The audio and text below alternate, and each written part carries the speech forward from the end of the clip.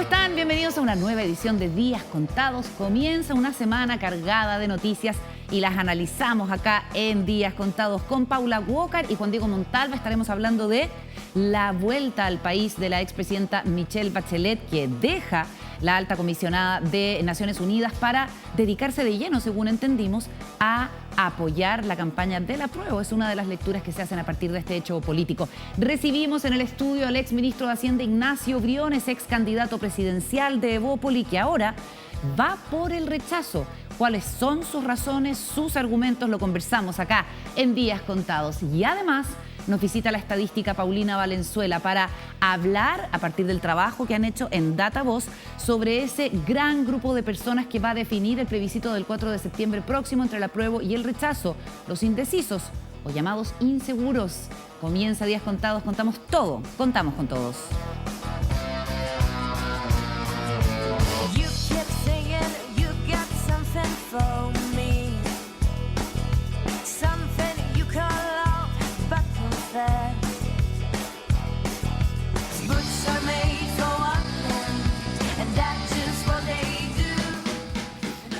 Listos para comenzar con el análisis aquí en este inicio de semana en Días Contados. Paula Walker, ¿cómo estás tú? Muy bien, buenas noches. ¿Cómo estuvo el fin de semana? Bien, el fin de semana. ¿Tranquilo, descansado, agradable? Agradable, descansado. Tuvimos una visita sorpresa de una familia muy amiga nuestra que viven en La Serena.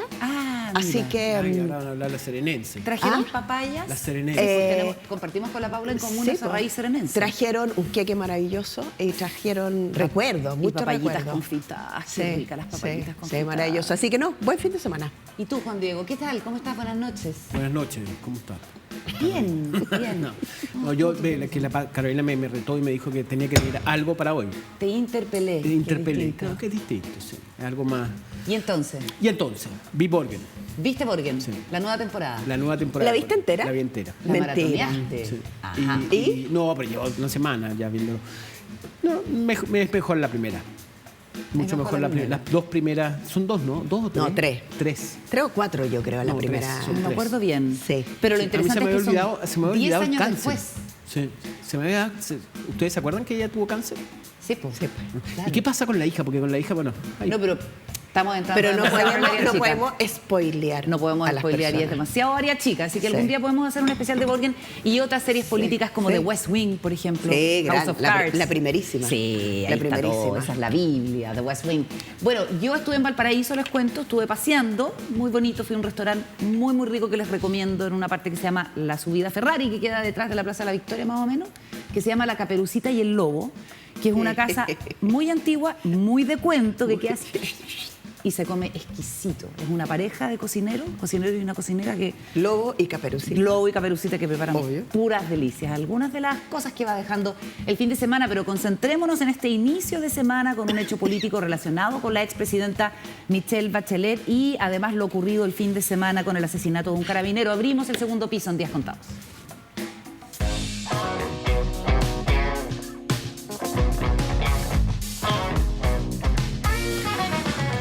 Bueno, hoy día partió la jornada con este tuit de la expresidenta Michelle Bachelet, alta comisionada de Derechos Humanos de Naciones Unidas, que hace poquito nomás estuvo en China con cierta controversia, lo estuvimos comentando la semana pasada, donde señala que no va a buscar la reelección en ese cargo porque es tiempo de volver a Chile y estar con la familia. Urjo a los estados a identificar terreno común para alcanzar soluciones para los desafíos comunes compartidos, exactamente en materia de derechos humanos. ¿Y quién le responde? El presidente Gabriel Boric, que le dice: bienvenida de vuelta. En agosto vuelve la presidenta Michelle Bachelet. Mira tú, un mes antes del plebiscito de salida del proceso constituyente. Paula Walker, ¿cómo lo ves? Bueno, primero decir que me parece que después de 22 años ininterrumpidos de parte de la presidenta Bachelet, de funcionaria en los temas públicos. De trabajo público, claro. Fue ministra de Salud entre el 2000 y el 2002, luego ministra de Defensa. Posteriormente hizo su primera campaña, después fue presidenta de la República. Después se fue a encabezar, exactamente, pero era una agencia nueva. Por lo tanto, había que hacer un trabajo de fundir las agencias pequeñas y montar por primera vez, después de 16 años, una agencia temática entre el 2011 y el 2013, que regresa a Chile, es presidenta por segunda vez y luego es alta comisionada. Es decir, son 22 años de trabajo súper intenso. A mí me alegra muchísimo que la presidenta Bachelet regrese a Chile y pueda estar acá y pueda estar en su casa y pueda estar con su familia, por un lado. Me parece que bien merecido se lo tiene, ¿no? Y lo otro es que creo que es muy oportuno que llegue y pueda... yo escuchaba hoy día a la presidenta del Partido Socialista. Flamante presidenta. Exacto, recién electa, Paulina Bodanovich. Y ella decía que la presidenta Bachelet iba a tener algún rol en la campaña del apruebo. Y eso también me parece súper interesante. La presidenta Bachelet, recordemos que en su campaña del 2013, uno de sus planteamientos centrales era la necesidad de reformar la Constitución, porque la Constitución del 80 ya no representaba a este país de principio de siglo, ¿no? La criticaron un montón. La criticaron muchísimo por la reforma. De hecho, el gobierno del presidente Piñera, en la voz de su ex ministro del Interior, festinó un poco como con la locura de lo que significaba cambiar la Constitución. Entonces me parece súper bonito que la presidenta regrese en un momento donde estamos a puerta de votar apruebo o rechazo, ¿no? En el próximo plebiscito. Es como un cierre de ciclo. Es de alguna manera, ¿no? Cuando pasa el tiempo y alguien te da la razón, tiene un nombre eso. Es como reparatorio en un punto. O sea, al final no estaba tan desquiciado el programa de Bachelet. Si uno lo mira, lo que pasa es que probablemente se anticipó y hubo ciertos problemas técnicos en las reformas que ya podríamos conversar en algún minuto. Pero que hoy día el país junte a la presidenta Bachelet en su regreso con la campaña del apruebo y ella puede hacer activamente, si es que así lo decide, una persona que esté por la campaña de la prueba, a mí me parece reparatorio en un punto, me gusta. Juan Diego. Sí, la verdad que cae de cajón. Pero sí, ahí, bueno, obviamente vamos a tener que escuchar las típicas críticas y ataques de la derecha que va a decir que no puede, y que son razonables y entendibles, de que intenten parar su participación en este debate. Pero no hay ni una razón para que no participe. No hay ninguna razón. No, es completamente legítimo que lo haga, sobre todo si ella empezó con... Ella no es la que a mí me tocó hacer una entrevista este fin de semana a Aldo Mascareño del grupo de políticas públicas, de opinión pública. ¿Del CEP? Sí, del Centro de Estudios Públicos. Y yo tuve un debate porque mi impresión es que el tema de la Constitución nunca fue tema en la CEP. Entonces mi discusión con él era ¿cuándo empieza la discusión? Y tomando en cuenta, recordemos aquel fumar opio que decía Escalona en su momento, que se la cobramos cuando vino y Carolina lo entrevistó. Y la verdad que justo antes de la Bachelet, el 2014, justo antes es donde se produce... De la presidenta Bachelet, de Michelle Bachelet, de la señora Bachelet. La Bachelet, ahí lo vamos a dejar. No porque sea ella, pero esa es como una forma... Es como decir el Boris o el Piñera. Sí, siento yo, fíjate. Bachelet, entonces, pero ¿cómo hay que decirle? Como que si dicen la Urrejola o la Walker, uno como que vale, dice... Sí. Bueno, Bachelet. No es el Montalva. Bachelet. La presidenta Bachelet. La expresidenta. Yo creo. Esto fue una interrupción fuerte. No, es un grupo acá. Un grupo de choque que tenemos aquí.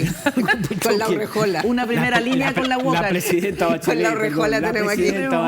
Una primera línea, claro, la bancada feminista. Pero que la presidenta Bachelet... Perdón, sí. Que atónito antes. 2014. 2014. CEP. Y es ahí, en esa votación, en donde el grupo que hoy día está en la moneda, que son los jóvenes líderes del movimiento estudiantil, hace el AC, que a mí se me ha olvidado. Asamblea Constituyente. Asamblea Constituyente. En donde ellos llaman AC. marca AC en el voto. Y ahí Bachelet, cuando llega, hace todos estos cabildos y empieza todo ese proceso de discusión respecto a la Constitución, que termina con una propuesta de Constitución que se entrega, que la termina el último día, ¿no? Se conoció muy fue uno de los últimos proyectos que mandó al Pero Congreso. en sí mi sensación siempre fue que que la reforma de la Constitución o una nueva Constitución no fue tan sólido, tan contundente como cuando ocurre el 18 de octubre. El 18 de octubre ahí ya empezó a ser un tema la reforma constitucional. Bueno, va a ser interesante en ese sentido, y se lo vamos a preguntar a Ignacio Briones, ¿qué estrategia va a tomar la derecha, que seguramente va a tomar una línea de comunicación frente a la llegada de Michelle Bachelet, considerando que hace poco, desde la propia UDI, se dijo apostemos por antes de la salida de los 4 séptimos o la propuesta de los 4 séptimos? Recuerdo a Javier Macaya, el presidente de la UDI, diciendo recuperemos el texto constitucional que propuso Bachelet. Entonces ahora habría que ver cómo van a bajar la crítica Esta es la tercera vía. Claro, cuando estaba buscándose precisamente una tercera vía, si es que ya habían de alguna manera valorado ese trabajo que se fue tan ninguneado en su momento. No, bueno, eso, no, que yo pienso que a lo que voy, que Bachelet, si bien inicia la discusión del tema constitucional, es previo y a través de los movimientos estudiantiles que la Constitución empieza a ser tema.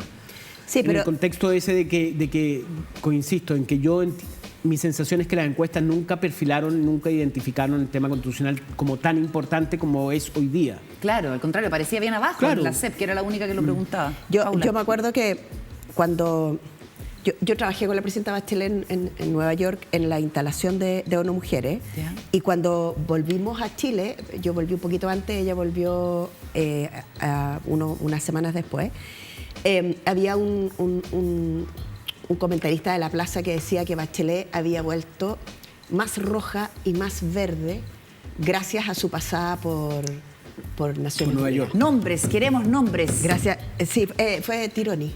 Ya. Tironi decía que Bachelet, y lo que hacían era criticar como reloaded de la presidenta. De left wing reload. Claro, después de su pasada, porque evidentemente la presidenta Bachelet cuando está en Nueva York, y lo que hace es recorrer varios países del mundo y estar en discusiones entre el 2010, finales del 2010 y el 2013, discusiones como con la intelectualidad mundial y visitas a terreno. Nos tocó coincidir con la primavera árabe, ¿se acuerdan? Claro. Y la presidenta, por ejemplo, en ese minuto, su mandato al equipo que estábamos con ella fue busquemos dinero para ir a los países árabes y hacer lo más posible con las personas, con las mujeres, para que puedan votar. Porque Para incentivar el voto para femenino. incentivar la participación política, hacer cosas importantes para incentivar que el tema de la violencia, por ejemplo, fuera un tema que los estados del mundo se pusieran de acuerdo, y todo eso significa negociación, conversación, diplomacia. Entonces, y eso junto con el cambio climático. Entonces, cuando llegó a Chile y empezó con reforma tributaria, reforma educacional, reforma a la Constitución, que es distinto que lo diga un movimiento a que lo diga un presidente de la República. Claro, que venía voy a como llevar con esta adelante. agenda, fresca. Claro, roja y verde, ¿no? Porque fue un inicio de década muy, digamos, efervescente, con Sí, los completamente. indignados, con el movimiento estudiantil acá, y claramente da la impresión de que la Concertación dijo, aquí hay una oportunidad que nosotros tenemos que aprovechar, haciendo una especie de mea culpa por no haber hecho reformas más profundas. Bueno, ¿Tú ahí- crees una ahí- tradición de izquierda? ¿Tú crees que hicieron eso? Yo creo que vieron la oportunidad. O sea, ojalá. deja de llamarse Yo- Concertación. Yo creo que, Ojalá. exacto, yo Deja de creo llamarse que ese Concertación. fue el revestimiento para que la presidenta viniera a hacerse cargo electoralmente de una posibilidad de recuperar el poder. Más Tú sabes bien, que cuando eso creo iban- yo. cuando- Dame un segundo, Sí, sí, Paula, sí, porque perdón. mira, para seguir hablando de esto, escuchemos la declaración Sí, que hizo vale. la propia Michelle Bachelet hoy día y seguimos en la conversación. Really, truly, because my family needs me there and because my country needs me there. I mean, I've been asked not for something specific, but I want to be there because I think Chile is living a very important moment in the history. So I want to be close there and of course, dedicate a bit of time for my family after being so many years minister, president, UN Women, president, high commissioner. I think it's time. It's time to go back. La presidenta estuvo hace poco, lo decíamos, la expresidenta en China, donde tuvo este conflicto serio con las organizaciones de derechos humanos porque consideraron muy blanda su intervención, que empezó a hablar rápidamente en el idioma de la diplomacia de Beijing y cosas bien, digamos, insultantes o críticas más bien. Y entonces uno piensa, ¿será eso lo que a la presidenta la habrá terminado por hartar o, qué sé yo, decidir? Pero en el entorno bacheletista lo que se señala, y también Paula quizás tienes antecedentes, lo que yo pude averiguar es que esta decisión la tenía tomada la expresidenta Bachelet desde diciembre pasado y que realmente lo que ella quiere es venir a estar con los nietos, principalmente con la familia, pero ella no se guarda este comentario de mi país está viviendo, mi país me necesita. No es que sea nada específico, así como que vaya a surgir, qué sé yo, la noticia de que ella va a estar vinculada a algo, digamos, Ahora, pero claramente el contexto para ella es importante. Le encuentro razón a Paula que es muy buen momento para volver a Chile. O sea, ella vuelve, ese hijo es un hijo finalmente de la reforma de la Constitución. Y ella viene a defender lo que impulsó y a de alguna manera a poner en la firma. Sí. A decir, esta guagua es mía, ¿no? Y en ese sentido es bastante, yo creo que es muy bueno el timing para Chile, pero muy malo para ella como alta comisionada de derechos humanos, dado lo que pasó en China. Ahora, para cerrar, yo sé que nos queda poquitito. Cualquier persona que entiende de lo que es los avatares de los temas de la diplomacia internacional, sabe al menos dos cosas: que con China nunca te va a ir excesivamente bien, no, y que más bien siempre te puede ir mal, ¿no? Desde el punto te va bien con los chinos y mal con el mundo. Desde el punto de vista que el solo hecho de la voluntad política de ir, sabiendo ella ya que iba a dejar de ser alta comisionada, en el fondo su valoración es: no voy a dejar de ser alta comisionada de derechos humanos sin ir a China y sin dejar un reporte. El reporte todavía no lo conocemos.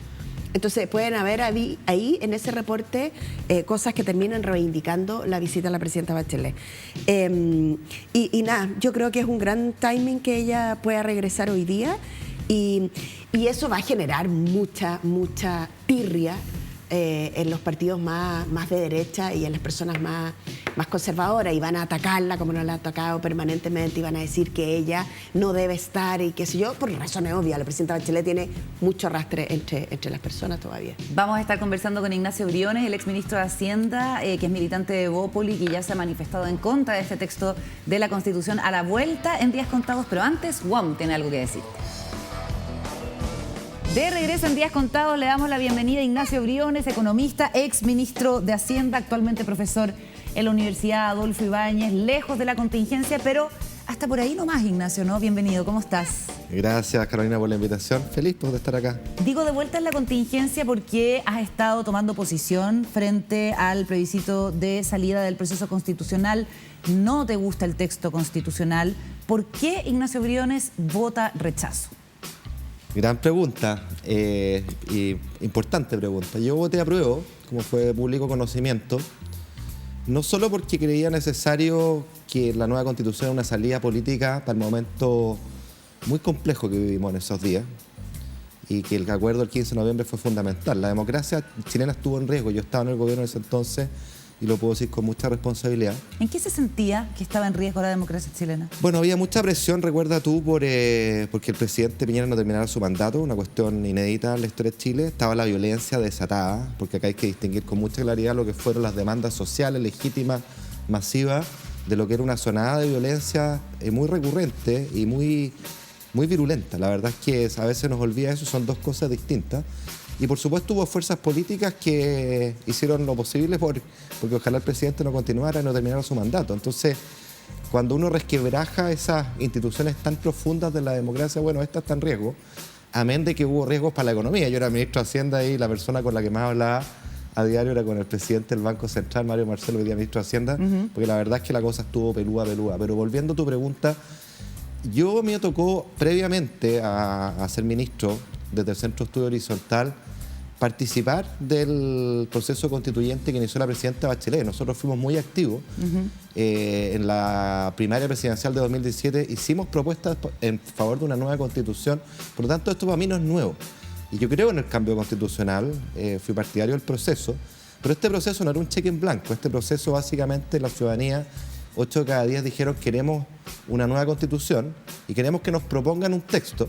Y ese mandato incluía la opción de aprobar ese texto y te parece razonable, o rechazarlo, tan democrático como lo mismo, como eso, si no te parece razonable. A mí me parece que este texto tiene varios problemas bien importantes. A ver, los más importantes. Mira, para mí lo más importante, que es lo más fome, y se ha hablado harto en este punto últimamente, tiene que ver con el sistema político.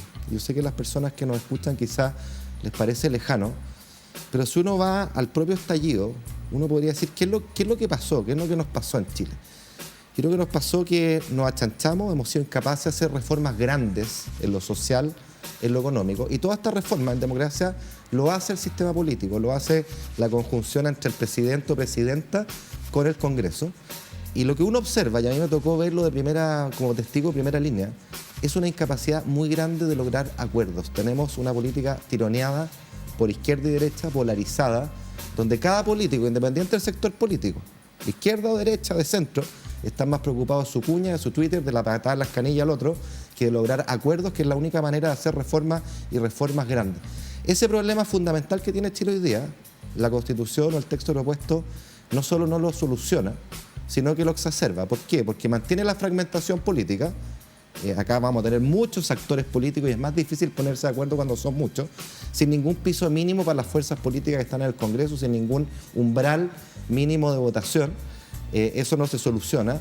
Segundo, se crean nuevas capas que van a complejizar el proceso. Se pierden pesos y contrapesos relevantes. La eliminación del Senado es quizás el ejemplo más emblemático. Ya, pero también tienes una organización del Estado. Piensa simplemente en las autonomías territoriales, que son muy amplias, son administrativas y financieras. Y yo me pregunto, cuando tú quieres aplicar una política general, una reforma potente en materia de educación, por ejemplo, bueno, vas a tener que interlocutar con nuevos actores que hacen más difícil este año. Entonces, en simple, lo que yo veo es que para adelante la fragmentación va a ser mayor que hoy día.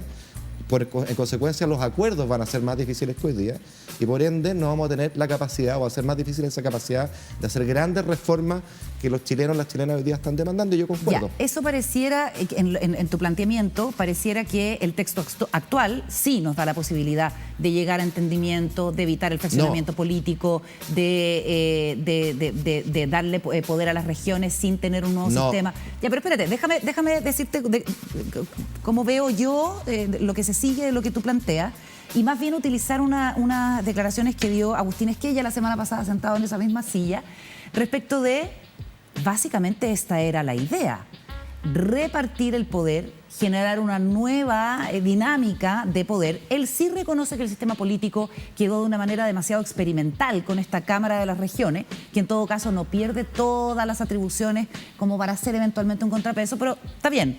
Lo que se establece es una Cámara de Diputados, un Congreso con más poder, que era de alguna manera lo que se pedía. Descentralización, también se pedía. Participación, reconocimiento a los pueblos indígenas, también era una cuestión que estaba más o menos en el discurso ya transversalizado o consensuado. Entonces, cuesta pensar que nada de lo que está en el actual texto vaya a solucionar los problemas por los que terminamos redactando una nueva Constitución. Y sobre todo, lo que cuesta entender es: ¿cuál es la alternativa entonces? ¿El texto del 80? ¿Tú estás por un rechazo con apellido o un rechazo a secas? Uy, son varias preguntas, pero vamos a la primera. Precisamente porque hoy día en la Constitución actual, nuestro sistema político creo que tiene un déficit mayor, mayúsculo. Máxime cuando tú en la Constitución generas expectativas súper altas de cambio, particularmente en áreas sociales, que yo concuerdo. Yo soy reformista, quiero buenas reformas y quiero reformas ambiciosas. Pero del dicho al hecho hay mucho trecho, porque esas reformas tienen que ser intermediadas por el sistema político. Entonces, cuando tú tienes un sistema político que está tironeado, que es fraccionado, que cuesta que los actores colaboren para lograr acuerdos... Eso pasa actualmente. Exactamente. Y entonces, mi punto es el siguiente. Hoy día ya tenemos un problema gravísimo ahí. La Convención Constituyente no reconoce este problema como tal. Para mí es el principal problema que tiene Chile de cara a esta reforma. Y no solo no lo reconoce, sino que el sistema político que vamos a tener va a ser más fragmentado, más tironeado y con mayor dificultad de hacer acuerdos. Para mí, si tú me preguntas... Pero si no pasó la regla de los independientes en igualdad de condiciones. ¿A qué te refieres? Que los partidos políticos. Pero es que eso no es todo el punto. Si el sistema es un sistema, es un engranaje de cosas. Entonces tú tienes, por un lado, ¿cuántos actores políticos van a intervenir en las decisiones del mañana? Cuando estaremos de acuerdo y cuando el sistema es más fragmentado, es más difícil lograr acuerdos. En definitiva, la palabra última que uno quisiera pedirle a un sistema político es su gobernabilidad. ¿Qué significa esto? Que independiente del presidente o presidenta que esté el día de mañana, tú quieres que esa persona pueda desplegar su programa de gobierno por el que fue electo razonablemente bien. Si tiene amplias mayorías, tú no quieres que... ¿Qué lo impide específicamente en materia de sistema político? Tú, para poder aprobar los proyectos, los programas de gobierno, necesitas pasar leyes, ¿no es cierto? Y esas leyes requieren acuerdos. Y lo que nos ha faltado en Chile, en el sistema político actual, y con mayor razón el que viene mañana, es estos incentivos, estas reglas que incentiven, valga la redundancia, los acuerdos para poder generar reformas. ¿Y de qué manera perjudica eso el texto nuevo? Es solo para entender. Vuelvo al punto, el sistema político del texto nuevo es peor que el actual. Ese es todo mi punto. Porque es más fragmentado.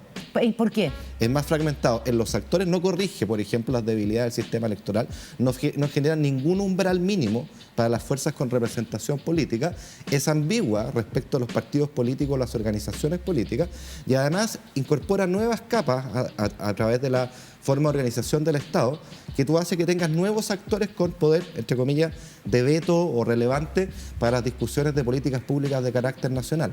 Piensa en las autonomías territoriales y cómo tú vas a implementar una política nacional de salud, que sea una gran reforma en la salud, o lo mismo en educación, o en tantas áreas. Entonces, ese es el tema de fondo que yo creo que debería haber sido resuelto en esta Constitución.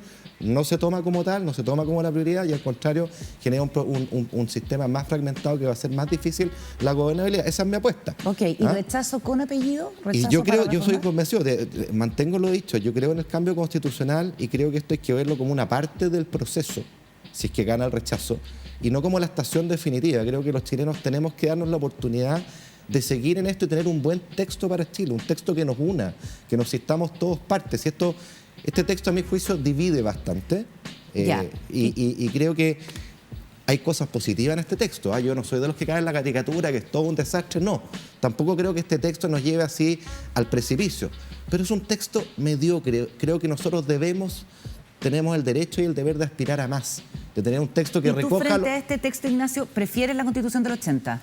Es que no, volviendo a tu pregunta, yo quiero que haya un cambio, que este proceso siga, que tengamos una Constitución que nos una.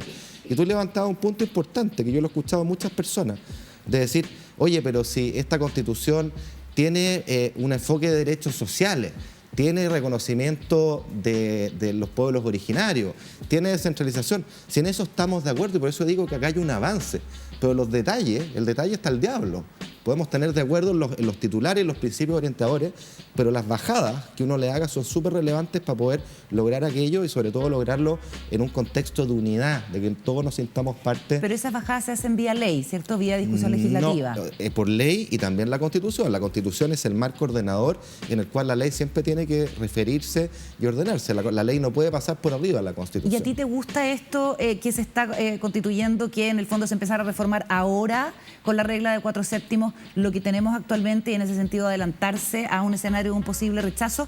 En ese sentido, ¿qué ofrecen los partidos de Chile Vamos concretamente, más allá de esta disposición a cambiar los quórum? Bueno, yo no soy vocero de Chile Vamos, lo parto por aclararlo, soy bien respetuoso de la institucionalidad, pero lo que yo he visto un acto de buena fe y una genuina intención de decir, ¿sabes qué? La Constitución del 80 está muerta, no va más, políticamente es un dato. Y por lo tanto, si acá gana el rechazo, hay que seguir en este proceso. Y queda, por supuesto, abierta la pregunta, ¿bajo qué formato, bajo qué modalidad? ¿Vamos a hacer una nueva convención? ¿Va a ser el Congreso? ¿Va a ser una mezcla? ¿Van a ser expertos? Yo creo que eso lo tiene que decidir la ciudadanía, porque, insisto, la Constitución es demasiado importante, es la piedra angular, es el rayado de cancha fundamental para nuestra convivencia futura. Y por lo tanto, a mí no me satisface, no me conforma decir, oye, esta Constitución es mala, pero echémosle para adelante igual, porque ahí vemos cómo la arreglamos. Eso es una falacia. Yo creo que el aprobar para reformar tiene una falacia atrás, porque hay dos posibilidades. O los problemas que tú le ves son de detalle, en cuyo caso tú dices apruebo, y apruebo seca, apruebo con gusto, gustoso. Pero detrás del aprobar para reformar subyace esta idea de que hay problemas bien de fondo, bien estructurales. Y yo me pregunto, bueno, ¿cómo vamos a reformar esos problemas estructurales? ¿Y cómo se reforman esos problemas estructurales actuales? No, yo creo que si se rechaza, yo creo que no hay dos lecturas, no hay dos personas en el espectro político que piensen que nos vamos a quedar con la Constitución del 80. Yo entiendo que el gobierno no puede hablar de este tema porque al abrir esa puerta le juegan contra respecto a su opción. Pero en su fuero interno saben que la Constitución actual, modificada por Ricardo Lagos, con todas las firmas y las enmiendas del año 2005, esa Constitución ya no va más, y por lo tanto lo que corresponde es hacer un acuerdo político amplio para que este proceso siga, y habrá que definir cuál es el formato en que continúa. Pero yo creo que ese esfuerzo vale la pena, porque es demasiado importante. Si la Constitución es algo que nos toca vivir una vez en la vida, probablemente muchas veces nacemos, ¿no es cierto?, y vivimos buena parte de nuestra vida con una constitución. No es como la elección de un presidente donde si está mal uno lo cambia cada 4 años, no. Aquí que son ciclos más cortos. Acá es en el importante fondo. que quede esto bien hecho, que nos sentamos parte, que nos dé una mirada de futuro, de unidad. Insisto, con acuerdos y yo creo que cosas positivas que han pasado en este proceso. O sea, hay un acuerdo respecto al Estado social de derecho. ¿Ya? ¿Ah? Y uno puede tener reservas respecto a ciertas cosas que se han aprobado en este texto propuesto. O sea, tú serías partidario de que la figura del Estado subsidiario quede fuera y se garantice un Estado social de derecho. Así es, y así lo hemos planteado en horizontal, así lo planteó Opel, así lo han planteado también distintos personeros de Chile Vamos. Insisto, yo no hablo por ellos, pero repito lo que he escuchado y he leído, y en eso hay acuerdo, y existe acuerdo también en avanzar en descentralización. Sí, eso es fundamental, pero hay formas y formas de hacerlo, ¿no? Porque una persona podría decir, ¿por qué hay que creerle ahora a un sector político que durante 40 años no ha querido cambiar los quórum, avanzar, por ejemplo, en esta figura del Estado Social de Derecho, que sea más garante de derechos que, en fin, la figura que tenemos ahora? ¿Por qué habría que creerle a esta derecha que ha sido refractaria a los cambios, si lo que más bien parece, es como el argumento, es que realmente son reaccionarios a cualquier tipo de situación que modifique las reglas actuales? ¿Qué le dirías tú a esa persona que tiene esa inquietud? Yo lo primero que diría que es súper importante, precisamente porque estamos hablando de algo tan valioso, tan trascendental como la Constitución, es que todos, independiente de nuestra postura, no nos dejemos llevar por los eslóganes y las caricaturas. Creo que esta discusión es demasiado relevante para encapsular en un eslogan que al final la desvaloriza, la deprecia. Creo que acá todos tenemos que, como ciudadanos, legítimamente ver cuál es la opción que nos corresponde y no ser un acusador, un crítico, hacerle bullying al que tiene una postura distinta. No, por favor. Tanto el rechazo como la prueba son posturas válidas y hay argumentos sólidos detrás, imagino, para defender cada cual. Entonces, primero, no caer en esta caricatura de, oye, porque la derecha siempre ha sido refractaria. Es cierto que acá hay pero un si tema... no es una caricatura, Ignacio, son los hechos. No, pero es que espérate, es que yo creo, porque ¿a qué voy? Porque yo creo que estoy de acuerdo que acá en el pasado la derecha y la centro derecha, una parte de ella, yo no me considero parte de esa derecha, de partida parto por aclararlo, y he trabajado, como te contaba, de horizontal y desde Bópoli para el cambio constitucional. Pero yo entiendo esa aprehensión. Pero también nosotros tenemos que entender que las condiciones, las circunstancias cambian. Y no por nada hoy día estamos en un momento político trascendental de nuestra historia. No por nada hubo el estallido y todo lo que ha sucedido después. Y lo razonable es que las fuerzas políticas, del color que sean, cambian y se ajustan. Ya, tú dices, y eso hay es un válido, aprendizaje. y eso es válido para la centroderecha, como para el Frente Amplio que hoy día, o Apruebo Dignidad que hoy día gobierno, que ha cambiado en cuántas cuestiones, ¿no es cierto? Las posturas que tenían, que eran a fuego, las cambian, Cierto. porque se tienen que adaptar a la realidad, y de eso se trata este momento. Todos nosotros, no solo los políticos, los ciudadanos, tenemos que adaptarnos a esta nueva realidad y hacer nuestro mejor esfuerzo para dialogar mejor, para no desacreditar al otro, para entender su argumento y ver en definitiva cómo tenemos un texto que nos una. ¿Una buena constitución? Sí, de todas maneras. A mí me parece que no este texto propuesto, pero sí soy súper favorable a un nuevo texto que nos una, que nos sintamos parte, que nos permita mirar el futuro, y de eso se trata. ¿Estarías dispuesto a trabajar como en una campaña para que gane el rechazo? O sea, tener un rol protagónico. Yo soy malo para las campañas. Tuve una como candidato presidencial. No, nosotros tenemos una imagen de tu campaña muy buena que ya te vamos a recordar. Pero paso bien. Pero mira, yo creo que se ha dicho harto que acá las personas de la política, y yo creo que con harta razón de los ciudadanos, les creen poco lo que tú me estás diciendo respecto a la derecha, pero también es válido para la izquierda. Ahora? Y es válido para todos. O sea, cuando tú ves la confianza en las instituciones, los políticos, los partidos políticos están en el suelo, y es parte del problema político que tenemos, y eso es muy malo para el futuro. O sea, la política tiene que ser algo noble, que nos encante. ¿No trabajarías por la campaña del rechazo, entonces? Es que no sé, no me lo he preguntado, honestamente, pero yo siempre estoy como en el plano de las ideas, quizás soy demasiado optimista, algunos me critican esto, y yo de verdad quiero que tengamos una buena constitución para Chile, una que nos sintamos parte y no que nos divida. Y creo que en eso hay mucho más acuerdo del que pensamos, y creo que ese acuerdo lo podemos catalizar, canalizar y hacerlo carne, si cada uno de nosotros pone de lo nuestro para dejar de lado la caricatura, la polarización, esta lógica que se está instalando así como un nuevo sí y el no. Cuando el sí y el no, llevamos pegados en estos 30 años, nos ha hecho pésimo, ya, pero nos divide, y creo que este no es. Tú vas por una postura ahí, claramente, en vez de decir yo lo voy a ver, no, hay gente yo, que lo ha yo voy a dicho, rechazar, no, yo voy a decidir. Mira, no, yo estoy por el rechazo en el nuevo texto, no me gusta este texto, creo que es malo para Chile, lo digo con humildad y no pretendo que esta sea una dictación de cátedra para lo que tiene que hacer el resto de los ciudadanos. Los ciudadanos tienen que formarse, leer y argumentar. Creo que ese es el deber de todos nosotros. Yo lo hice, he seguido el proceso desde sus inicios, la convención semana a semana, los plenarios, las comisiones. Ahora he leído el texto de los 499 artículos, lo estoy releyendo, lo tengo subrayado, marcado y me he formado mi opinión. Y con mucha humildad digo, a mí este texto me parece malo para Chile por distintas razones. Oye, vamos a pasar a la mesa a conversar con Paula Walker y Juan Diego Montalva. Vamos a hablar de cómo crees tú que lo está haciendo tu sucesor Mario Marcel, que ya lo mencionaste, y vamos a hablar, por supuesto, del escenario económico. ¿Te parece? De regreso en esta parte de Días Contados, sentamos a la mesa al exministro de Hacienda Ignacio Briones junto a Paula Walker y Juan Diego Montalva, porque tenemos mucho tema en el que profundizar. Paula Walker. Vamos, buenas noches, Ignacio. Hola, Paula. Gusto conocerte. Encantado. Oye, dos preguntas, pero voy a partir por la primera. ¿Por qué piensas que Mario Marcel hoy está tan bien evaluado en las encuestas? Yo creo que primero porque estamos en una situación económica bien complicada, bien difícil, y va a estar más difícil en lo que sigue. Tenemos la inflación que golpea directamente al bolsillo de las familias, que es algo nuevo, no estábamos acostumbrados a hablar de inflación, y que tiene una causa interna y una externa, pero eso lamentablemente choca o pega en el día a día. Dos, la situación económica de la actividad va a ir desacelerándose ya con mucha fuerza, vamos a tener un segundo semestre duro, y el año próximo todo augura que va a ser muy malo. Y yo creo que las personas intuyen esto y cuando uno tiene un problema valora mucho quién es la persona que tiene al frente para hacerse cargo o para lidiar con ese problema. ¿Cuál es la credibilidad, la confianza que le da? Yo creo que Mario Marcel, el ministro Marcel, tiene ese don de dar mucha confianza. Primero porque es una persona tremendamente competente en lo técnico. Segundo porque tiene manejo político. Y tercero porque tiene un modo que da mucha certeza. Es una persona poco estridente, que escucha, que habla cuando tiene que hablar, que dice lo justo. Y yo creo que en momentos difíciles se valoran esos liderazgos poco estridentes, que hacen la pega, que son ponderados, que no están en la trinchera.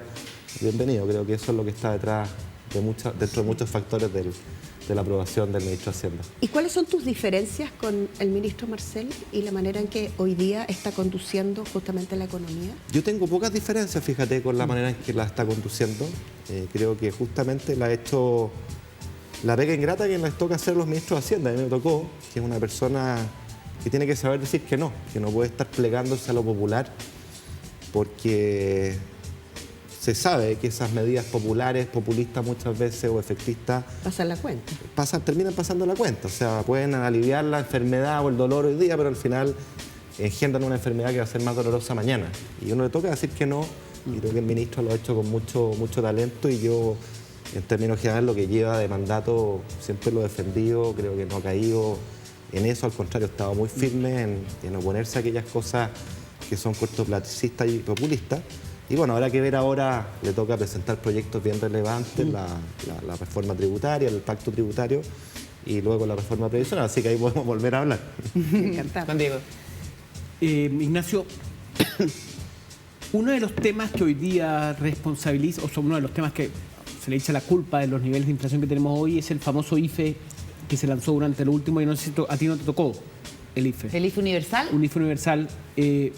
Fue en el periodo de cuando Rodrigo Cerda era ministro de Hacienda. Pero de alguna manera se gesta ahí la discusión. Hoy día, ¿tú haces una crítica a lo que fue la implementación del IFE por parte del presidente Piñera y por parte del gobierno del presidente Piñera en el último año de su gestión? Lo primero que hay que decir que no es solo el IFE. Acá no nos olvidemos que hubo retiros por 60.000 millones de dólares y hubo transferencias directas al Estado, incluyendo el IFE. En los 2 años de la pandemia. ¿El IFE universal cuánto costaba mensualmente? 3.200 millones de dólares. Y en total, entonces, entre retiros y transferencias directas del Estado, los 2 años de pandemia le metimos algo así como 90.000 millones. Y la caída de ingresos de los hogares en los 2 años fueron 15.000. Es decir, allí donde cayó uno le pusimos 6. Y bueno, y obviamente ese exceso genera exceso de consumo. El año pasado la economía voló, 12% es una cifra impresionante, pero que solo muestra un desequilibrio gigantesco. Eso no es sostenible, eso es un desequilibrio grande, que el ajuste que se está haciendo hoy día y es doloroso. Entonces, yo soy crítico de este exceso de liquidez, de lo que se produjo, lo que produjo el IFE. Y en términos, es que no solo el IFE, o sea, es 60.000 millones de retiro más el IFE. Yo soy crítico en general. Yo sé que en el pasado era poco popular decir esto y yo me alegro que hoy día estemos volviendo a un consenso. Yo soy bastante opuesto a las medidas universalistas para este tipo de cosas. Creo en la focalización, que es una palabra tan denostada, porque la focalización no es otra cosa que un principio de justicia distributiva fundamental que dice voy a poner plata y voy a poner apoyo a aquellos que más lo necesitan y no a todo el mundo, no al que no lo necesita, porque cada vez que le pone al que no necesita, dejas de ponerle esa plata a quien sí lo necesita. Ahora, pero déjame interrumpirte con eso, porque ¿no crees tú que mirado en retrospectiva los retiros fueron una respuesta política del Congreso a la falta de universalización y al exceso de focalización que tuvo el gobierno cuando tú eras ministro de Hacienda? Nunca he creído eso y estoy dispuesto a debatir esto por la sencilla razón de que nosotros en junio del 2020 hicimos un gran acuerdo nacional, me tocó encabezarlo. El de los economistas y las economistas. ¿Ese? Estaban los economistas, pero estaban los partidos políticos. Ah, el de los mínimos comunes. No. En junio del 2020 hicimos el acuerdo por 12.000 millones de dólares. 12.000 millones de dólares. Donde estaban los economistas, estaban los Colmet, también, ¿no es cierto? Estaba nada más y nada menos que Isquia Siches. Claro, y ellos pedían focalizar el 80% con un IFE de 100.000 pesos, que es lo que hicimos. Y tú me podrás decir, oye, pero si la pandemia partió en marzo, abril y esto fue en junio, ok, y hago todo el mea culpa que haya que hacer. Pero lideramos ese acuerdo con las fuerzas políticas y un mes y medio después vino el primer retiro, que fue desconocer ese acuerdo y tirar todo por la borda. Entonces yo siempre he creído que sobre todo en momentos de crisis, los acuerdos, el diálogo es fundamental. Pero es que no era suficiente 100.000 pesos, pues, Ignacio. O sea, de hecho el IFE universal, el primer IFE universal era 4 veces eso. ¿Cuándo se empezó a entregar? El primer IFE universal, el monto se aumentó de 100.000 a 130 y tantos mil, si no me equivoco. Pero la diferencia es que fue universal, no al 80%, que es lo que recomendaban en ese entonces economistas como Andrea Repeto. Pero fue al 90%. Rodrigo Valdés, etcétera. Entonces, y ese es todo mi punto, Claudia Martínez. O sea, había un consenso en ese minuto de que el primer IFE era insuficiente, de que había que ampliar el universo y el monto, lo hicimos, ¿no es cierto? Y que había que navegar juntos y que cada vez que hubiera que cambiar los instrumentos, porque la pandemia tenía esta cosa que era incierta y que uno va descubriendo sobre la marcha los errores, las necesidades, los dolores. Además, un Estado que tenía muy poca información y que costaba hacer la bajada rápida.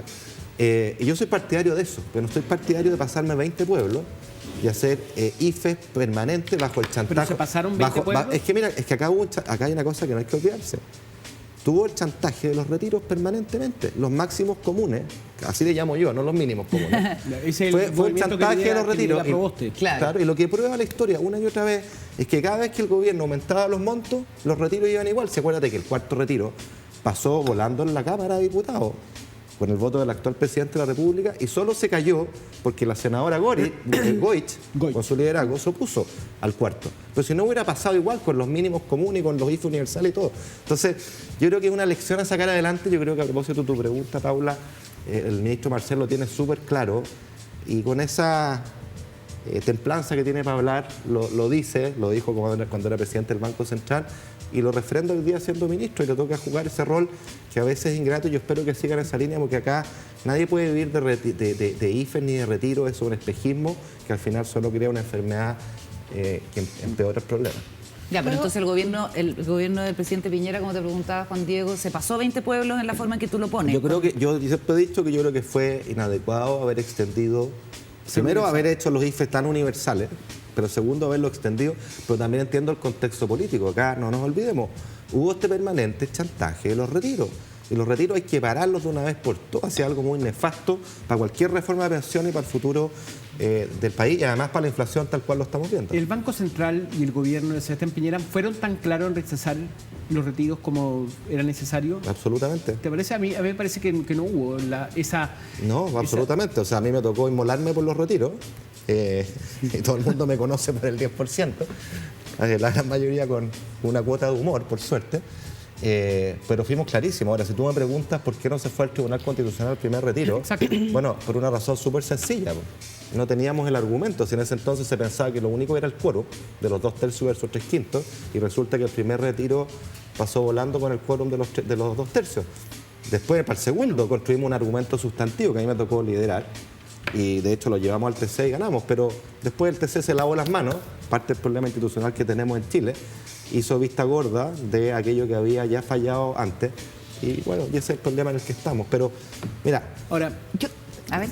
creo que lo relevante más que quedarse en el pasado es sacar las lecciones de qué significa esto a propósito de tu pregunta de la actual condición económica. Oye, Paula, Ignacio, respondió. tú eres ingeniero comercial, fuiste ministro de Hacienda y entiendo, dime si me equivoco, que eres miembro del directorio de Codelco. No, fui antes de ser ministro, fui director de Codelco. Vale.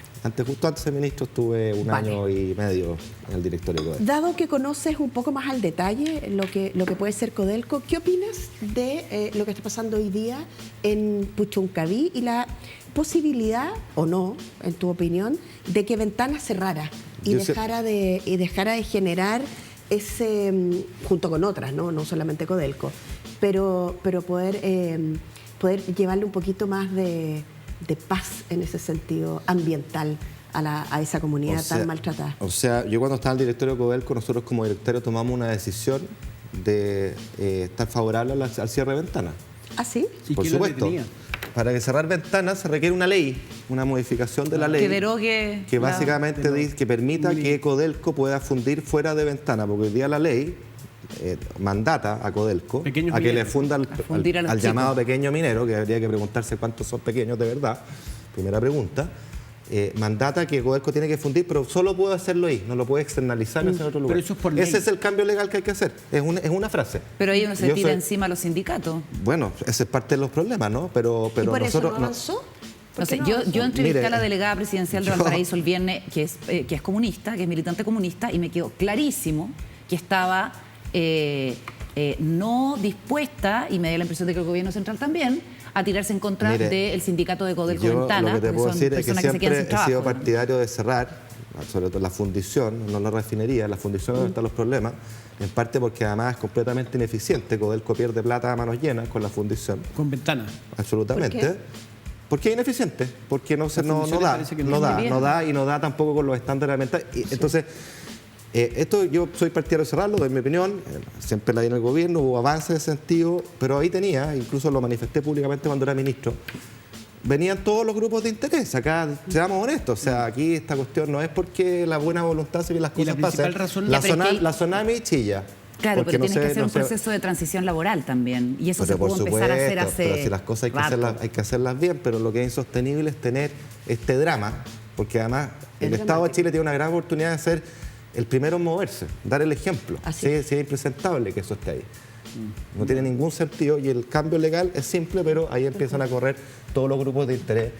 que ¿Y eso de- frenó el cierre? Por supuesto que los grupos de interés presionan. po. ¿Y los sindicatos son los principales grupos de Hay presión? sindicatos, o sea, el pequeño minero, la Tsunami, que de pequeño no tiene nada. Entonces acá hay que, como en todas las cosas, yo creo que es bueno bajar la pelota a la cancha, sincerar la realidad, decir, compadre, a ver, transparente en cuáles son sus intereses, pero que velemos por el bien común, que esta zona de sacrificio que no va más, y en el cual el Estado podría dar un tremendo envío, dar el ejemplo para que los otros se plieguen.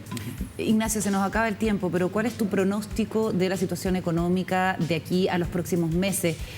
¿Crees que ya estamos en el punto más alto o en el pic de la inflación y que lo que viene ahora es bajar, o es muy pronto para decirlo? Uy, a mí me carga jugar con la bola de cristal, porque a los economistas les encanta y nos va mal. ¿Ah? Generalmente sabemos leer tendencias a veces, pero no los de resultados específicos. Pero yo pensaría que sí, o sea que esto de inflación puede que siga subiendo algo más, pero si uno ve de nuevo los factores internos y los externos, los internos están siendo atacados por la Tasa política de monetaria del central. Los efectos todavía no los vemos, sabemos que el consumo sigue súper alto, pero va a empezar a bajar. Y la parte externa, uno nunca sabe qué va a pasar con la guerra en Ucrania y si los precios van a seguir subiendo, pero da la impresión de que buena parte de la subida ya se produjo. Y la inflación, recordemos, es cuando la subida... Producto del aumento del petróleo. Producto Exactamente. Y la inflación, recordemos, que es que los alimentos. precios sigan y sigan subiendo. O sea, eso es la inflación. Por lo tanto, esa parte, uno diría, hay un espacio grande que está internalizado. Lo segundo es la cadena logística, ¿cierto? Que obviamente encarece el transporte y los precios. Y eso también, todo lo que uno lee y se informa, da a entender que debería haber un mejoramiento en lo que sigue. Entonces, desde ese punto de vista, yo creo que sí. Pero no cabe duda que esto le pega al bolsillo con mucha fuerza a las familias y va a generar una cosa que a mí me preocupa, y vuelvo a tu pregunta respecto al ministro Marcel, por eso es tan importante su rol. Porque acá cuando las cosas se ponen malas, los parlamentarios de todos los colores se ponen creativos y empiezan a abogar por medidas populistas, efectistas de corto plazo. Ya hemos escuchado varias, fijar precios, IVAs diferenciados, que vamos con IFE, vamos con bono. Y nada de eso en realidad es la solución. Acá la solución es hacer el ajuste que hay que hacer, que va a ser duro, producto de nuestro mal comportamiento, de lo que hicimos mal en el pasado, pero hay que apretarse el cinturón. Y sí, el gobierno tiene que tener medidas paliativas, ojalá lo más focalizadas posible para aquellas familias que lo pasan mal, y también medidas estabilizadoras de precios como lo que se han implementado en materia de combustible, de la parafina y otras, ¿no? Pero pensar que esa es la solución definitiva, no, acá no hay otra que el ajuste, hay que respaldar a la autoridad económica, al ministro de Hacienda y al Banco Central en la pega que está haciendo, no hay otra, O sea, un nuevo IFE descartado.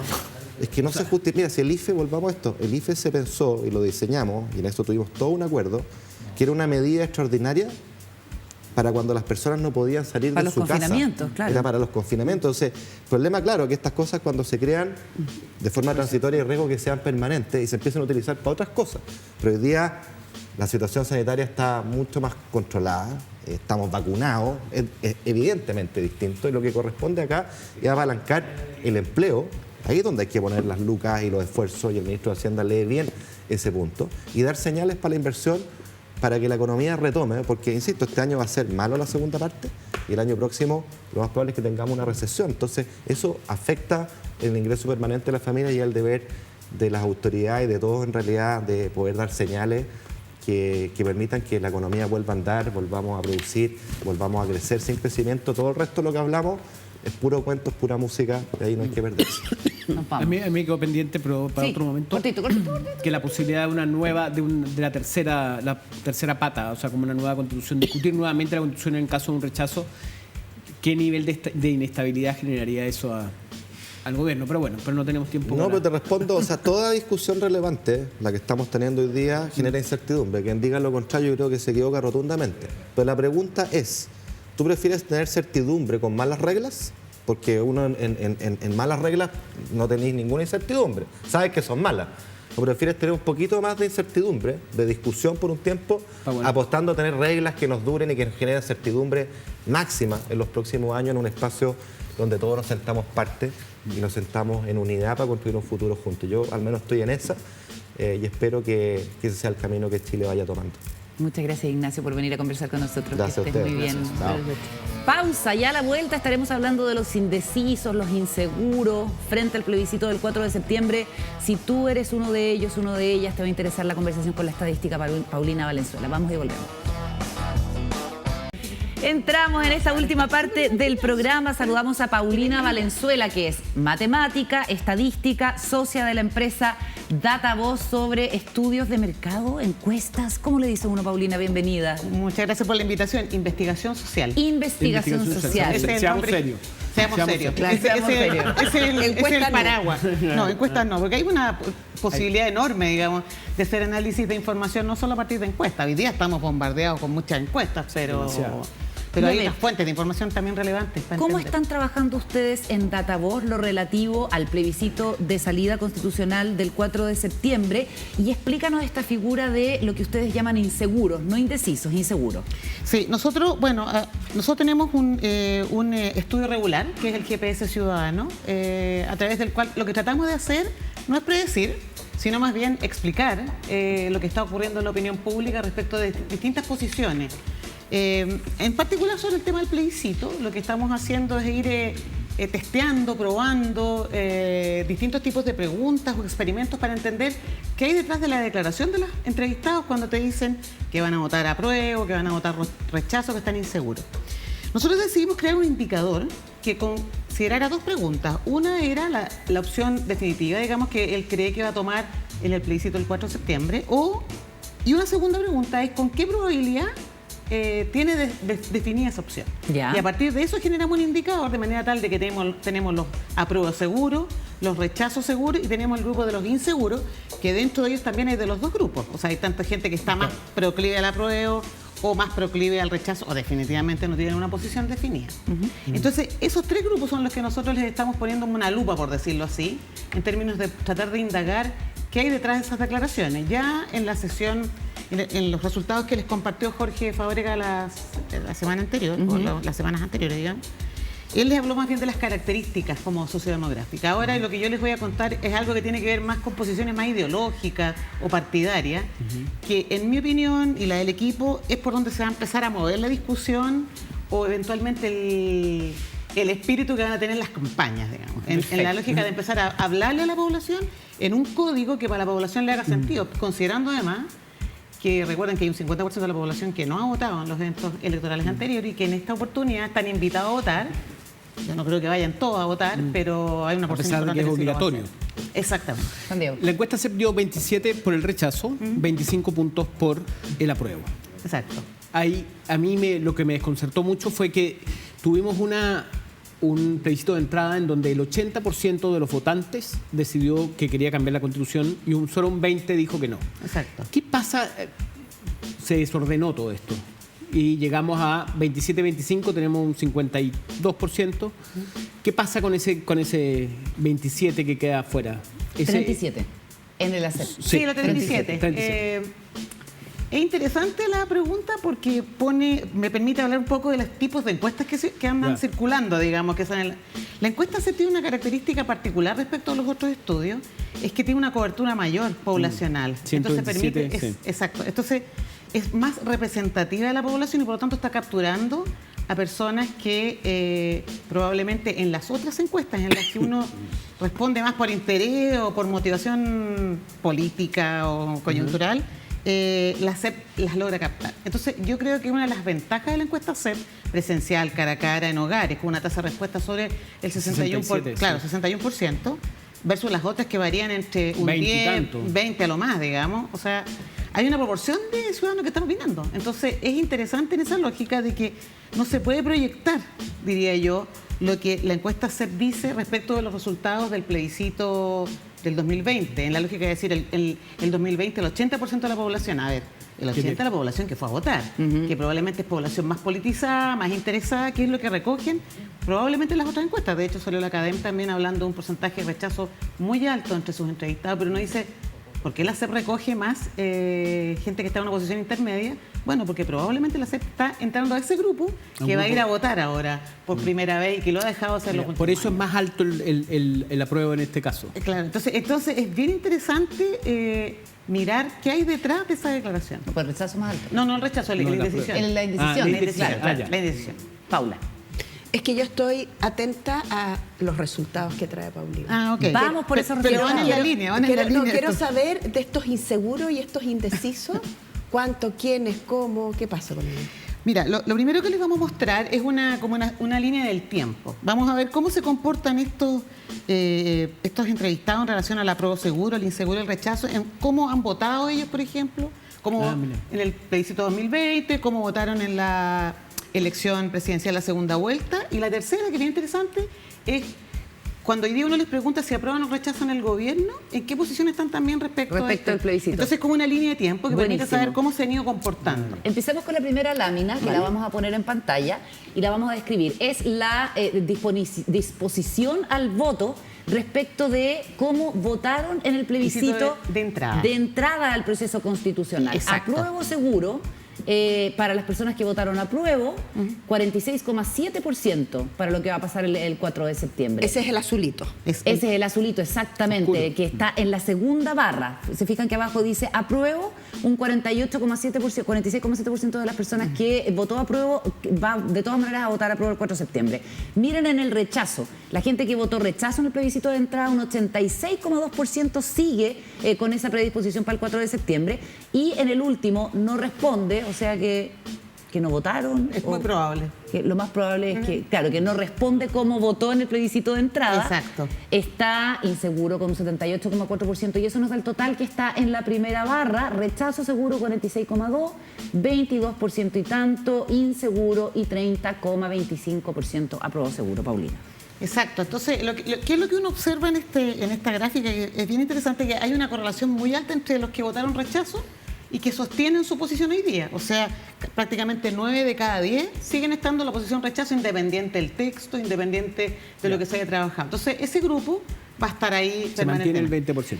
En tanto, los que aprueban, es muy interesante pensar que 1 de cada 2 hoy día dice sí, voy por el apruebo. Pero Sí. el otro grupo no, está dividido. O sea, menos de la mitad de los que votaron apruebo están disponibles, según estos números, a votar apruebo el 4 de septiembre. Exactamente, No les exactamente. gusta el texto, la mitad.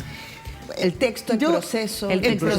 proceso, yo creo que es una mezcla. Es por eso que es interesante ir como mirando lo que va a ocurrir. Según la encuesta CEP, es la percepción que hay del trabajo que realizaron los convencionales. Sí, Esa es la pues, principal las y los razón. constituyentes. Claro, Va a pero rechazar. yo creo que lo que va a ir ocurriendo, y esta ha sido mi hipótesis, y aquí voy a hacer una opinión. Juégatela. Sí, no, sí. Una opinión es que yo creo que el proceso ha sido bien complejo desde el punto de vista de la ciudadanía de entender. Porque han habido 3 actores. El actor, el convencional, que opina, habla a través de redes sociales, los medios, y que probablemente tiene una agenda propia también. Después están lo que sale de las comisiones, que las personas probablemente no entendían bien cómo era lo que ocurría en una comisión y lo que ocurría después del pleno. Y la figura que en mi opinión ha tenido menos relevancia y a la que se le debería haber dado más visibilidad era el pleno, porque el pleno en el fondo era el que tomaba la que te decisión, habilita. el que ponderaba, el que moderaba, digamos, Mira, posiciones. buen Y eso creo que no ha sido lo suficientemente claro para la población. Entonces, yo creo que en la medida que vayan desapareciendo estos actores en este periodo, lo que va a ocurrir es que la gente va a ir poniéndole más foco a lo que la Constitución, a esta nueva Constitución, dice. Ya. Y ahí hay ejes que yo creo que van a ser clave y creo que tiene que ver mucho con la posición política de las personas o cómo ven o lo que les gustaría que ocurriera en Chile, digamos, desde la lógica de sus propias necesidades. Los actores, como la presencia no menor que va a tener probablemente la expresidenta, digamos, volviendo a Chile, que eso inmediatamente implica una intervención, digamos, en la conversación y en la discusión, y lo que también representa el presidente Boric hoy día. Entonces, es interesante ver cómo esto se va moviendo, digamos, en el tiempo. Yo creo que yo apuesto que se va a ir como poniendo foco en ciertos elementos, tanto de la prueba y del rechazo, los que estén detrás de las campañas, para movilizar a esta población insegura que tome posiciones respecto de algunos va a ser elementos de interés para ellos. El digamos. movimiento de los personajes durante estos días va a ser importante. Yo creo. Oye, Ahí, vamos a ¿quién la salga? segunda lámina Sí. a propósito de que Paulina lo Sí. menciona. ¿Cómo cree o cómo va a votar, cómo declaran los encuestados que van a votar el 4 de septiembre según cómo votaron en las elecciones presidenciales pasadas? Vamos primero por la segunda barra, que es la gente que votó por Boric. Un 61,9% dice que aprueba seguro. La gente que votó por Cast, un 84,9% dice que va seguro por el rechazo. Hay más fidelidad con el rechazo que con el apruebo, hay que decir. La gente que votó blanco nulo, un 51% rechazo seguro, un 24,3% inseguro y un 24,4%, prácticamente la misma cifra, va por el apruebo seguro y no sabe, no responde. Miren, por favor, la cantidad, un 80,5% que va por el Apruebo seguro. Por el apruebo Apruebo seguro. seguro. Exacto. Pero eso me llama la atención, Paulina. Es una proporción menor. Entonces, yo creo que son poco. Y aquí estaba la opción de blanco nulo. En el fondo, entonces, yo creo que hay mayor concentración de personas en ese grupo. Yo creo que los no sabe probablemente hay gente que no fue a votar, pero recuerden que este tipo de encuesta, este tipo de investigación lo que hace es que recoge más la opinión de gente más politizada, por lo tanto no es como Claro. la SEP, que la SEP Ya. logra captar probablemente Gente gente que a no, todo, claro. más transversal. Yo creo que aquí lo relevante nuevamente, yo si puedes avanzar, Carola, con el segundo gráfico, porque yo creo que van a mirar tanto el del voto de segunda vuelta como lo que tiene que ver con la aprobación al gobierno. Veamos la Ah, puede tercera ser el lámina, punto. entonces ya vimos la primera, la segunda, y esta es la tercera respecto de la gente que aprueba o desaprueba el gobierno de Boric. ¿Qué disposición tiene votar apruebo o rechazo el 4 de septiembre próximo? La gente que aprueba al presidente Boric, un 62,7%, va a votar apruebo seguro. La gente que desaprueba la gestión del presidente Boric, en un 71,3%, va a votar rechazo seguro. Y el total entonces 46,4% para el rechazo seguro y prácticamente la misma proporción para el apruebo o la situación de inseguridad. Cuando uno ve estos números, Paulino, uno dice va a ganar el rechazo. Yo creo que no, qué? yo creo que todavía no está todo zanjado, justamente porque lo que te explicaba recién, hay un grupo, el grupo de los inseguros, el que yo creo que es mayor en la población, o sea, es un número no menor como lo señala la CEP, un 37%. Yo creo que lo que veo en estos dos gráficos, que es bien interesante, es que cuando uno compara la barra de Boric, de la votación de segunda Sí. vuelta, y la barra de aprobación hoy día, son bien parecidos los porcentajes. O 60 y sea, tanto. lo importante es que ahí de los que votaron por aprobación del Boric. gobierno. ¿Perdón? De aprobación del Exacto, gobierno. Sí, sí, exacto. nosotros Entonces es interesante que se mantiene más o menos la No, estructura. y el hecho de que se aumenta la aprobación del gobierno es más probable que aumente el apruebo. Eso es lo que hemos estado viendo en las últimas es una encuestas. posibilidad, efectivamente. Pero lo interesante es que de los que votaron por Boric o aprueban, prácticamente 3 de cada 10 están en posición de inseguridad. Y eso yo creo que es un tema central. Claro, esa es carnada para las campañas. Totalmente, totalmente. Porque en el caso de Kast, que el 85% va a mantener su voto de rechazo, y en el caso de la desaprobación, que baja, noten que baja de 85 a 71, hay 14 puntos porcentuales. O sea, todavía hay espacio dentro de los que hoy día desaprueban la gestión del gobierno del presidente Boric para aprobar. 23% dicen que están inseguros, entre los que desaprueban. Yo creo que el foco está ahí. Entonces, mi opinión es que las figuras más como institucionales, el presidente, emblemáticas, por decirlo así, van a tener un rol no menor en términos de la comunicación y van a ir probablemente moviendo esta aguja hacia dónde se mueve el voto de los inseguros. Ya vimos que los apruebos seguros y los rechazos seguros están súper claros dónde están, digamos, y es muy probable que ese grupo no se mueva. Pero este 30%, 35%, que no es menor y que puede definitivamente cambiar el resultado de una elección, están absolutamente pendientes de lo que está ocurriendo. Es más, nosotros cuando dividimos este grupo de los inseguros, aparece bien diferente la composición. O sea, el grupo, si tú lo divides, te queda como a la mitad. Mitad más proclive al inseguro, más proclive más proclive al apruebo y proclive al rechazo, los dos divididos, digamos. Pero tienen composiciones distintas. Hay más mujeres en un grupo que en el otro. Entonces ahí el rol probablemente de la presidenta Bachelet, la expresidenta, va a ser muy central. Ven la población más grande, las mujeres de mayor de 55 años. ¿En las mujeres por qué se inclinan?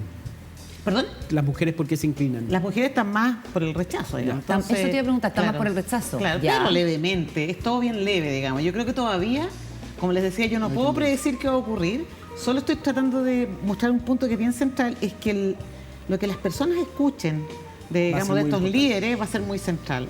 En el último ejercicio que les contaba que hicimos con las 12 afirmaciones, nosotros tomamos 12 normas ya aprobadas y que están en el texto constitucional abordando diferentes temáticas y se las presentamos a estas personas, a los entrevistados, para ver cuánto del gusto, por decirlo así, o de la aprobación que tenían por estas afirmaciones podía mover su definición. Sí, y en el fondo enfrentarse al texto, o sea, enfrentado al texto, a las normas, le pusimos las normas. Fuera constituyente, fuera los escandalillos, fuera todo eso, mire, este es el texto, esta es su textualidad. ¿Qué opina usted de eso? Exacto. Entonces lo que nos dimos cuenta es que había algunas normas que hace que la probabilidad de aprobar mejore, que son vinculadas a derecho a educación sexual integral, derechos sexuales y reproductivos, Estado social y democrático de derecho, esas normas que se mueven en ese ámbito, hace que mejore la probabilidad de votar.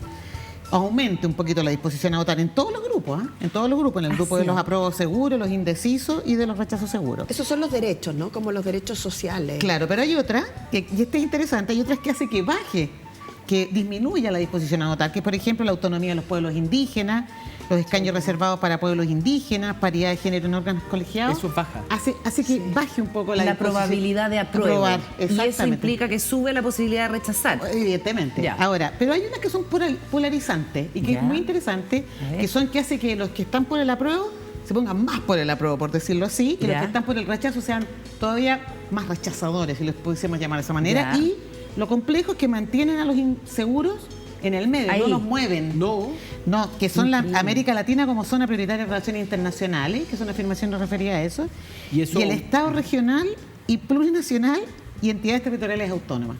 Que curiosamente, y por eso yo digo que la opinión pública a veces uno como que la subestima, pero en realidad escucha bien, que son los temas que han generado más tensión. Que más polarizan. Más polarizan, efectivamente. Entonces yo creo que estas probablemente son algunas claves de por dónde se van a mover los discursos, las campañas, digamos, comunicacionales para poder movilizar a aquella población insegura hacia el apruebo o el rechazo. El tema del Senado la eliminación del Senado? Es que como te decía, aparece el tema de las entidades territoriales autónomas que habla un Ya. poco, digamos, de eso. No podíamos poner todas Ya. las afirmaciones, o sea, todas las normas. Eligieron ustedes 12 normas 12. en este GPS. ¿Y Exacto. cómo las eligieron?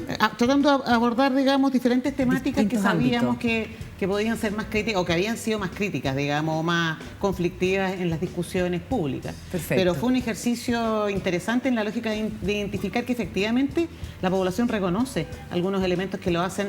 Y tiene posturas muy claras respecto a ella. Y claro, y yo diría que son aquellas que son más claras para la población. Hay algunas que son muy confusas. Entonces, yo creo que la tarea educativa, digamos, que se viene por delante en este minuto es tratar de comunicar bien la norma, porque yo creo que cuando, por ejemplo, todo el tema indígena y plurinacional se ha instalado como conflictivo, claro, y uno lo ve aquí y efectivamente disminuye la probabilidad de aprobar todo lo que se relacione con temas indígenas, con escaños reservados para pueblos indígenas.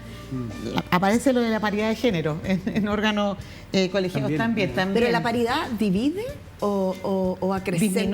Disminuye la disposición a aprobar. Aprobar. O sea, la gente siente que eso es algo que No está- finalmente nos haría bien como No. país. No, todo lo contrario. Ah, todo lo contrario. Por eso te digo, disminuye la probabilidad de aprobar. Vale. Todo lo que les mencioné primero, que era el tema de la educación sexual, Estado social y democrático de derecho, todo eso hace que mejore. Eso aumenta. Aumenta. Entonces, Claro, que la gente esté a favor del texto. Mira, podemos ser un país infinitamente machista en ese sentido. claro, Frente a una constitución feminista, por ejemplo, como emblema. O sea, si tú haces una campaña y dices, mira, vamos, porque esta es una constitución feminista. Tal vez no estés dando... Lo que pasa es que lo que uno siempre tiene que pensar es cómo las personas perciben, ¿no? El entendimiento personal Exacto. frente a ciertos conceptos. Entonces, Totalmente. muchas veces pasa que el feminismo es decodificado como en contra de los hombres. Claro. exacto. Y O sobre para todo- privilegiar a las mujeres. Claro, Exacto. y el no desmedro, para darles un el piso desmedro de los común. hombres. Claro, Entonces, el desmedro de los hombres, exacto. Hay una élite de personas que son más informadas y que tienen más desarrollo de ciertos temas, más interés, donde este tipo de discusión entra más fácil y probablemente representa lo que la Paulina dice, que son los apruebos seguros y los rechazos seguros también. Totalmente. Pero los inseguros y los indecisos necesitan ser como seducidos con campañas de comunicación Muy que fuerte. no debieran seguir polarizando, porque al final, y esa era una pregunta que te quería hacer, pero no sé si ahora, si te queda algo más por contar, pero al final es como el famoso centro del cual uno siempre como que está debatiendo Dependiendo. y conversando, Y que es el dependiendo. centro Bueno, político, ¿no? Pero yo creo, Paula, que lo que revela esta información es que efectivamente el centro, o sea, las personas tienden al centro. Sí, digamos.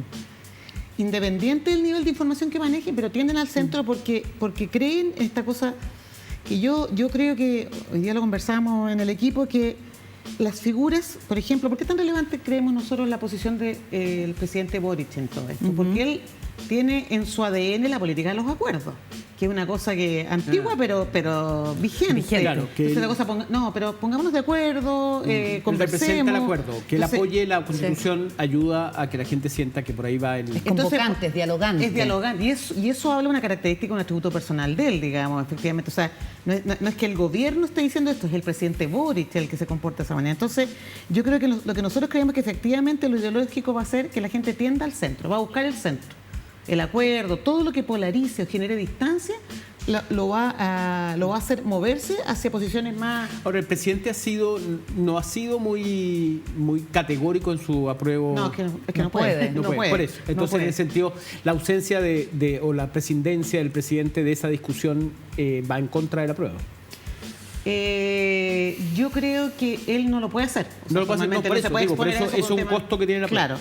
Sin embargo, él lo puede hacer, o sea, yo creo que cualquier dirigente político lo puede hacer a través de otras vías, no hablando directamente. ¿Cómo lo Pero tendría es una conducta. O sea, él ha tenido una conducta permanente. O sea, la población sabe que él va por la prueba. Yo creo que sería extraño pensar que él no lo está haciendo. O sea, Pero el hecho que él no lo tome, no lo haga... no, pero no lo hace verbal, Sí, directa, o digamos, no lo dice directamente, costo. pero yo creo que sus conductas y la evaluación, o sea, ustedes vieron la primera encuesta que salió después de la cuenta pública. Subió, Sí. o sea, eso no se había visto mucho en ninguna de las cuentas públicas en general. Ningún Subió el presidente. presidente y subió la prueba, si utilizamos la misma Es medición. muy extraño. Entonces, ¿por qué? Pero habla de atributos personales. Él tiene ciertos atributos personales que generan credibilidad probablemente en la población Yo creo que es interesante acá cuando uno cruza por la aprobación y por cómo la gente votó y se da cuenta que efectivamente la mayoría de sus votantes o de sus partidarios hoy día están por el apruebo. Entonces, y tiene una proporción importante de inseguros.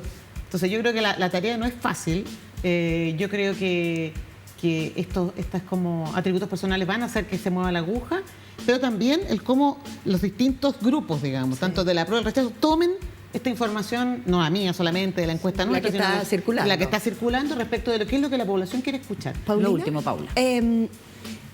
Hay, según los datos que tú tienes, hay relación, no sé si la palabra técnica es relación o correlación, la que corresponde, entre el gobierno y el apruebo. O sea, ese es un gran problema político o una gran oportunidad política, pero hay una especie de ligazón entre sube el gobierno, sube el apruebo, baja el gobierno, baja el apruebo, o no da para tanto. ¿Técnicamente? Sí, pues, Técnicamente. La respuesta técnica. Técnicamente es difícil establecer la asociación, que es con una correlación, porque en realidad no hay causalidad aquí, porque cuando uno pregunta por causalidad es que si hago algo va a producir algo en el otro. No, acá yo creo que esto todavía no, o sea, es difícil de decirlo. No, lo que sí uno observa en el cruce, claro, cuando yo miro el gráfico uno dice, pero que hay una alta asociación, porque si uno ve la aprobación de La gente que votó por Boric, claro, o que aprueba al presidente, va a uno votar a observa una alta asociación.